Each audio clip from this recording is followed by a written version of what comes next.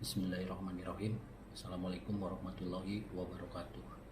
Hari ini Senin tanggal 18 Mei 2020, Tons Channel akan membahas tentang nuzulul Quran, kewajiban kita setelah turunnya Al-Quran. Tanggal 17 Ramadan diperingati mayoritas kaum muslimin di Indonesia sebagai nuzulul Quran.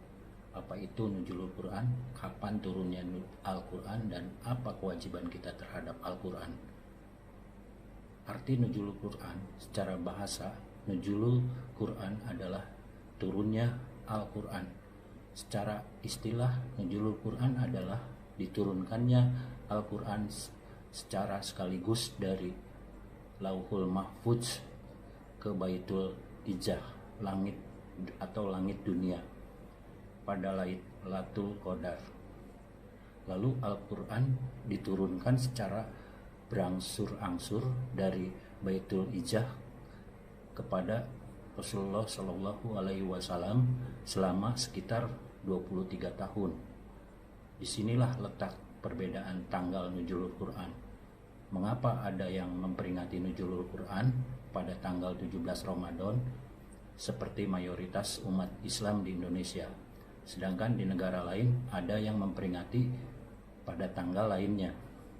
Syekh Wahbah Al-Juhaili menjelaskan dalam tafsir Al-Munir bahwa sebagian ulama berpendapat nuzulul Quran adalah turunnya Al-Quran secara sekaligus ke Baitul Izzah, sedangkan sebagian ulama lainnya sependapat bahwa nuzulul Quran adalah permulaan turunnya Al-Quran kepada Rasulullah Shallallahu Alaihi Wasallam, yakni wahyu pertama yang turun kepada beliau di Gua Hiro. Syekh Mana Al-Qattan menjelaskan dua perbedaan pendapat itu lebih terperinci. Pendapat pertama merupakan pendapat yang dipelopori Ibnu Abbas radhiyallahu anhu berdasarkan surat Al-Baqarah ayat 185, surat Ad-Dukhan ayat 4 dan Al-Qadar ayat 1. Pendapat kedua dipelopori oleh Amir bin Sahrahil As-Sabi, seorang tabi'in besar, ahli hadis dan fikih, guru Imam Abu Hanifah. Menurut beliau, surat Al-Baqarah ayat 185, surat Ad-Dukhan ayat 4 dan Al-Qadar ayat 1 tersebut menerangkan tentang permulaan turunnya Al-Quran kepada Rasulullah Shallallahu Alaihi Wasallam. Syekh Mana Al-Qattan kemudian menjelaskan bahwa dua pendapat itu sebenarnya tidak bertentangan karena Al-Quran diturunkan dua kali, yakni secara sekaligus ke Baitul Izzah, lalu secara berangsur-angsur kepada Rasulullah Shallallahu Alaihi Wasallam. Tanggal nuzulul Quran, karena dari awal telah ada perbedaan, maka lahirlah perbedaan kedua, yakni tanggal nuzulul Quran. Ibnu Katsir dalam tafsirnya mengutip pendapat Ibnu Abbas bahwa Al-Quran diturunkan sekaligus ke Baitul Izzah pada pertengahan bulan Ramadan. Malam itu bertepatan dengan Lailatul Qadar. Syekh Safiyur Rahman Al-Mubarakfuri dalam buku Sirah Nabawiyahnya Ar-Rahikul Mahtum menjelaskan para pakar sejarah berbeda pendapat tentang kapan pertama kali wahyu turun kepada Rasulullah Shallallahu Alaihi Wasallam. Ada yang berpendapat Rabiul Awal, ada yang berpendapat Rajab, dan ada yang berpendapat Ramadan. Dari ketiga pendapat ini, yang kuat adalah bulan Ramadan. Tanggal berapa? Para ulama berbeda pendapat lagi. Ada yang berpendapat tanggal 7 Ramadan, Ada yang berpendapat tanggal 17 Ramadan dan ada yang berpendapat tanggal 18 Ramadan. Al-Qudari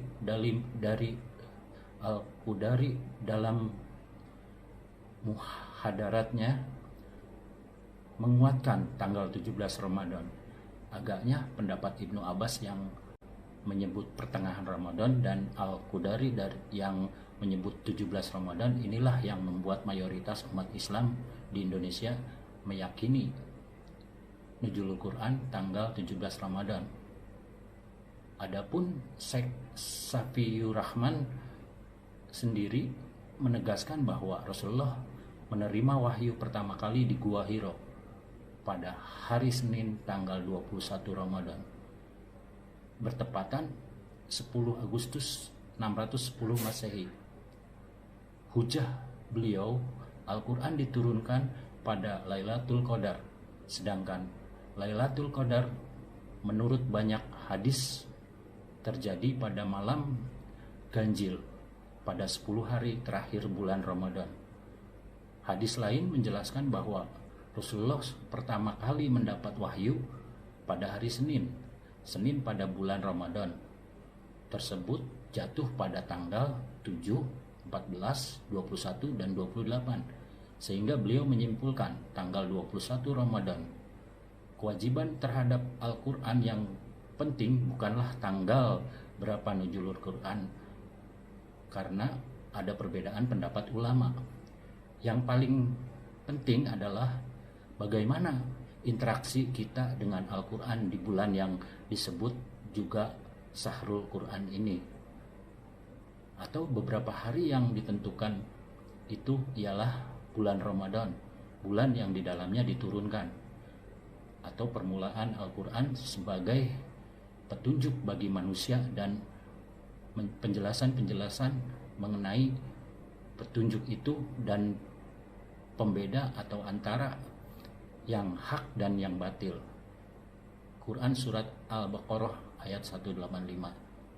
Setidaknya ada 8 kewajiban kita terhadap Al-Quran. Yang pertama, mengimani Al-Quran, bahwa Al-Quran adalah firman Allah. Al-Quran bukan makhluk. Al-Quran adalah kayak kalamullah. Sebagaimana ayat di atas, Al-Quran diturunkan untuk menjadi petunjuk bagi kita.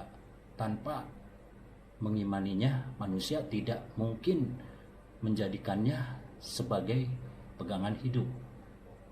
Dan mereka beriman kepada kitab atau Al-Quran yang telah diturunkan kepadamu dan kitab-kitab yang telah diturunkan sebelummu, serta mereka yakin akan adanya kehidupan akhirat. Quran surat Al-Baqarah ayat 4. Yang kedua, membaca Al-Quran atau tilawah. Al-Quran adalah kalamullah yang membacanya bernilai pahala. Para sahabat biasa menghatamkan Al-Quran sekali dalam sebulan, dan banyak yang hatam lebih cepat dari itu. Membaca Al-Quran merupakan perintahnya, dan bacalah Al-Quran dengan perlahan-lahan. Quran surat Al-Mujamil ayat 4. Yang ketiga, mentaburi Al-Quran, yakni merenungkan Al-Quran sehingga kita mengetahui maksudnya dan mengambil pelajaran serta petunjuk dari Al-Quran. Maka apakah mereka tidak memperhatikan Al-Quran? Maukah mereka terkunci? Quran surat Muhammad ayat 24. Yang keempat, menghafalkan Al-Quran. Al-Quranlah yang kita baca saat sholat, yakni surat Al-Fatihah dan setelahnya. Maka hendaklah kita menghafal Al-Quran sesuai kemampuan. Yang ideal adalah menghafalkan Al-Quran seluruhnya, lengkap 30 juz.